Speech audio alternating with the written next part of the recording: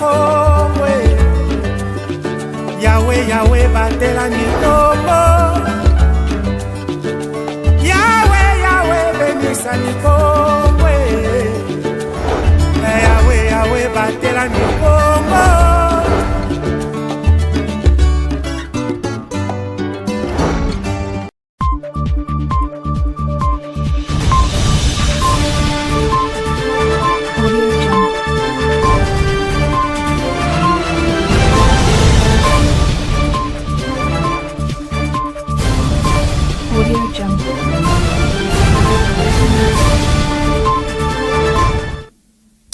C'est l'heure des informations. Mesdames et messieurs, vous avez raison de nous choisir pour être informés. Soyez le bienvenu dans ces journaux.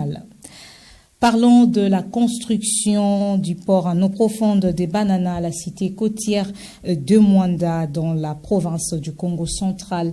Un lot important des engins a été réceptionné, notamment le camion benne, les tracteurs pour ne citer que ceux-là. Après les travaux d'enrochement, d'autres sont en cours d'exécution avec l'entreprise exécutante BP World.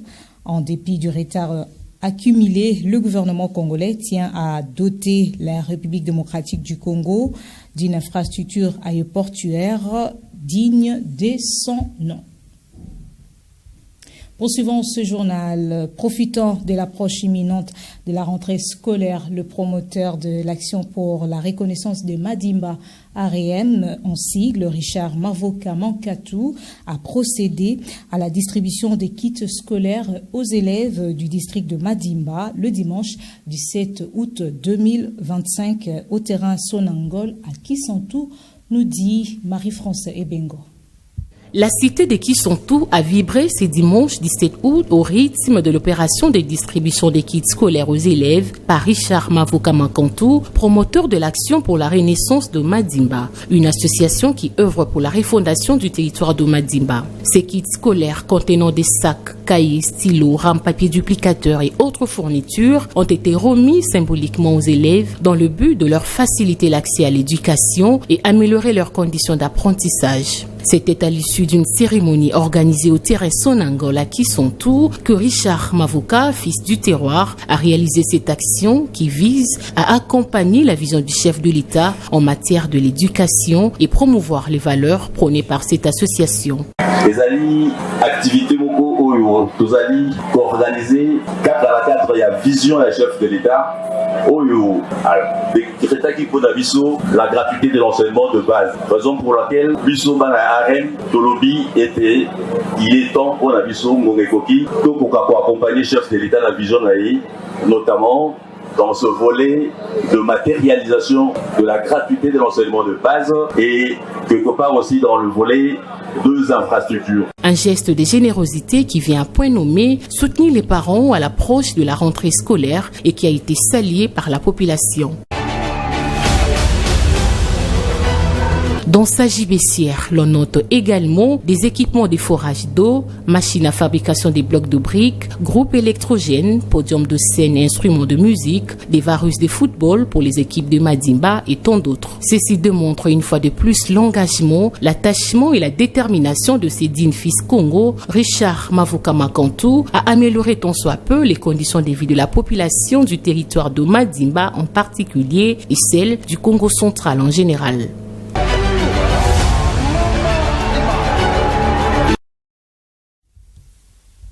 La crise congolaise était au centre des échanges entre le président de la République Félix Antoine Tshisekedi Tshilombo et une délégation belge conduite par le vice-premier ministre en charge des affaires étrangères belge, Maxime Prévost, le mardi 19 août 2025 à Kinshasa. Suivez. C'est par cette poignée de main qu'a débuté cette réunion entre le président congolais Félix Tshisekedi et une délégation belge conduite par le vice-premier ministre, ministre des Affaires étrangères, Affaires européennes et la coopération au développement, Maxime Prévost, le mardi 19 août 2025 à la Cité de l'Union africaine dans la ville-province de Kinshasa. Maxime Prévost veut relancer la crise congolaise au niveau international. Il l'a affirmé au sortir de la salle d'audience. Nous avons pu saluer comme il se doit les efforts réalisés par Washington et Doha pour pouvoir esquisser les pourtours d'une paix potentielle dont la population a un besoin urgent. Mais manifestement, il subsiste encore un grand décalage entre les intentions couchées sur papier et la réalité de terrain. Le mois qui s'est écoulé depuis la signature est probablement l'un des mois les plus meurtriers depuis longtemps. Fort de cette signature à Doha et à Washington, fort aussi du côté européen de sanctions qui avaient été prises à l'époque en février-mars, on considère finalement que ce conflit n'est plus une priorité à l'agenda international.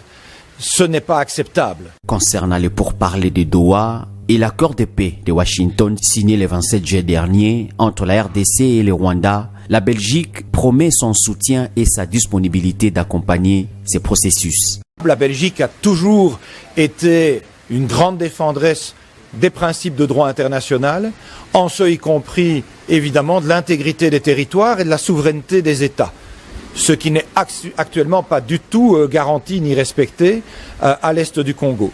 Et donc on sait qu'une nouvelle phase de discussion va s'ouvrir dans les heures et jours qui viennent à Doha.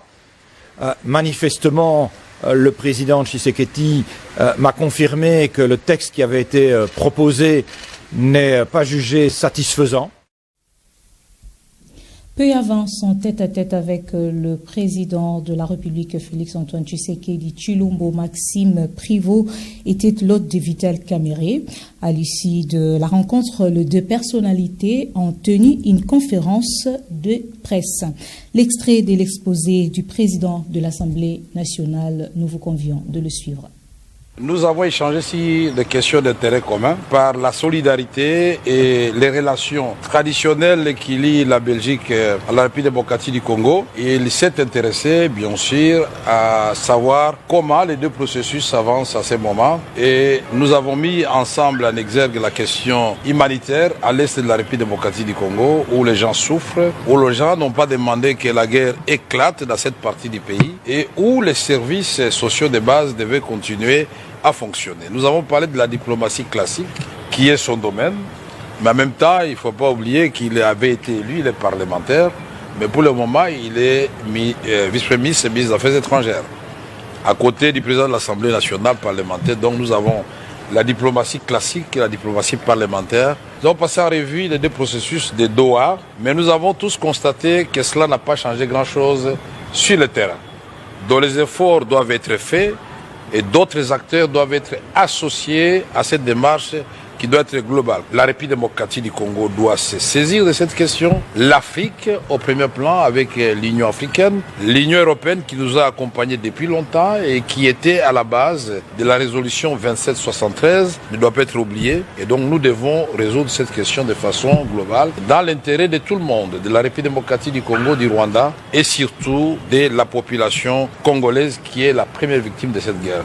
Pour cela, nous comptons sur la diplomatie agissante du vice-premier ministre Prévost pour plaider auprès de l'Union européenne et du gouvernement belge pour qu'une aide humanitaire consistante soit envisagée pour ces populations qui souffrent, plus que d'autres populations où il y a la guerre à travers le monde qui reçoivent des cargos, des paquebots, et des avions qui même parachutent de nourriture et des habits et des médicaments. Parlons d'autre chose. Elle prend part à la 9e conférence sur les investissements en Afrique à Yokohama, au Japon. Sur place, la première ministre Judith Tuluka Suminwa a échangé avec plusieurs personnalités, dont Raoul Mazoul, haut commissaire adjoint chargé des opérations du Haut Commissariat des Nations Unies pour le réfugié HCR. La chef de l'exécutif congolais veut une identification rigoureuse des réfugiés rapatriés en RDC afin d'éviter les nouvelles crises. Je vous propose ce compte-rendu de ces tête-à-tête fait par le haut-commissaire adjoint du HCR, Raoul Mazoul. Suivez.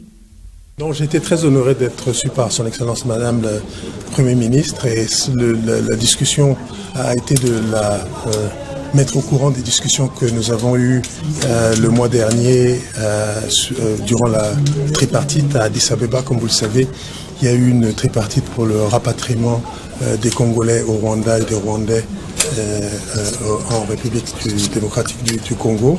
Ça a été aussi une occasion de se féliciter du processus de paix qui a lieu actuellement et qui va permettre, nous l'espérons, le rapatriement le plus rapide possible des populations rwandaises et des populations de RDC. Actuellement, il y a des réfugiés rwandais qui se trouvent au Congo et congolais qui se trouvent au Rwanda. Et il y a à peu près 80 000 personnes qui sont des Congolais qui se trouvent actuellement au Rwanda. Donc ça, c'est un phénomène qui est résultat de la situation qui a malheureusement amené des gens à fuir leur domicile et de prendre asile dans le pays voisin. L'idée pour nous, et notre mandat et notre responsabilité, c'est de faire en sorte que les réfugiés puissent rentrer chez eux de manière volontaire, dans des conditions de sécurité et dignité. Que ce soit les Congolais qui se trouvent au Rwanda ou les Rwandais qui se trouvent au Congo. Revenons au pays où Adolphe Muzito et Doudou Fwamba, respectivement vice-premier ministre en charge du budget et ministre des Finances, mobilisent les régies financières pour une prévision budgétaire de 13 milliards de dollars américains en 2026. La réunion a eu lieu le mardi 19 août 2025 au centre financier de Kinshasa. Pacifique Mwanda revient avec le timbre vocal de Suzanne Paye. La session budgétaire s'annonce. Le parti prenante affite les armes pour l'élaboration du budget exercice 2026. Le vice-premier ministre en charge du budget, Adolphe Muzito, et le ministre des Finances, Doudou Fwamba, ont réuni le mardi 19 août 2025 au centre financier de Kinshasa, toutes les parties concernées dans la capitale congolaise. Farde en main, les animateurs des régies financières congolaises font leur entrée dans la salle de réunion. Puis s'en est suivi celle de l'argentier congolais et son homologue du budget. Séance tenante, Adolphe Muzito a fait savoir à l'assistance l'objet de la rencontre, dont le compte rendu a été fait à l'issue de ces assises par l'un des participants. La réunion qui vient d'avoir lieu rentre dans le cadre du processus d'élaboration du projet de loi des finances sur l'exercice 2026 et son Excellence, Monsieur le vice-premier ministre du budget, Adolphe Muzito, vient de réunir les administrations financières, bien sûr avec le ministre des Finances, et la discussion a porté sur la projection des recettes de 2026, le bouclage après les conférences budgétaires qui ont été organisées du 28 juillet au 11 août.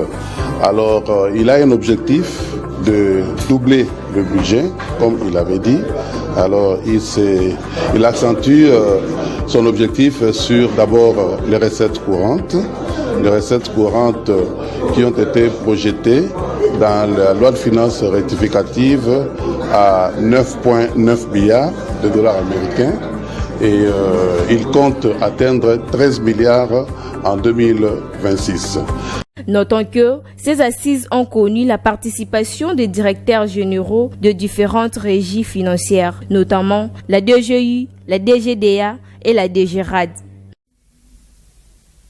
Parlons sécurité pour mettre fin à ce journal. Les forces armées de la République démocratique du Congo, FARDC, promettent d'attaquer la force négative de la coalition AFC M23. Dans un communiqué de presse publié mardi 19 août 2025, l'état-major général prend à témoin l'opinion nationale et internationale sur la violation du cessez-le-feu inscrit dans l'accord de Washington et celui de principe des Doha par le rebelle cité CEO.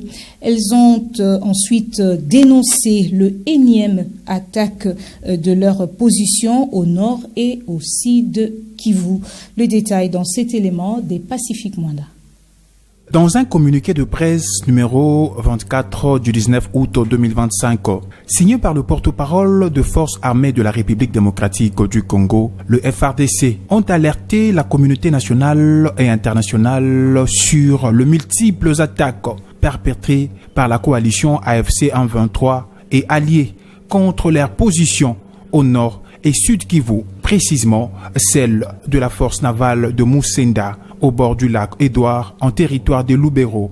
Le 11 août 2025, à Mulamba dans le territoire de Walungu, le 12 août 2025, l'opposition des Lundi et des Mouzi dans le groupement de Kigogo en territoire de Mwenga le 16 et le 18 à Walungu sans être exhaustive. Ces attaques menées en violation flagrante et intentionnelle de l'accord de paix de Washington et de la déclaration de principe de Doha visent, selon elle, à saboter les efforts entrepris et mettre en mal le différent processus destiné à ramener une paix durable dans la partie orientale de la République démocratique du Congo.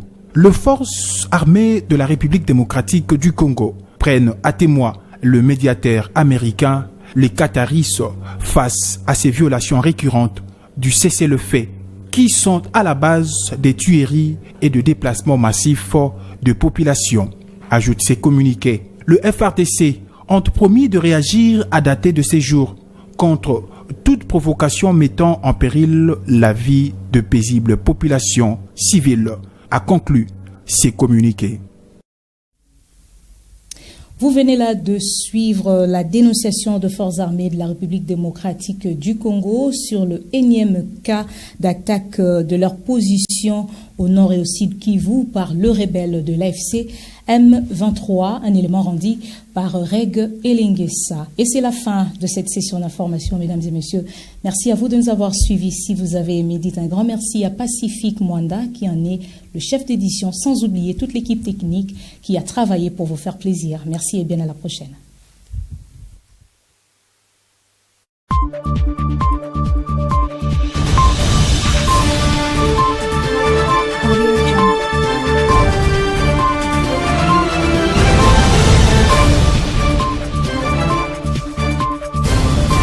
Audio Jungle.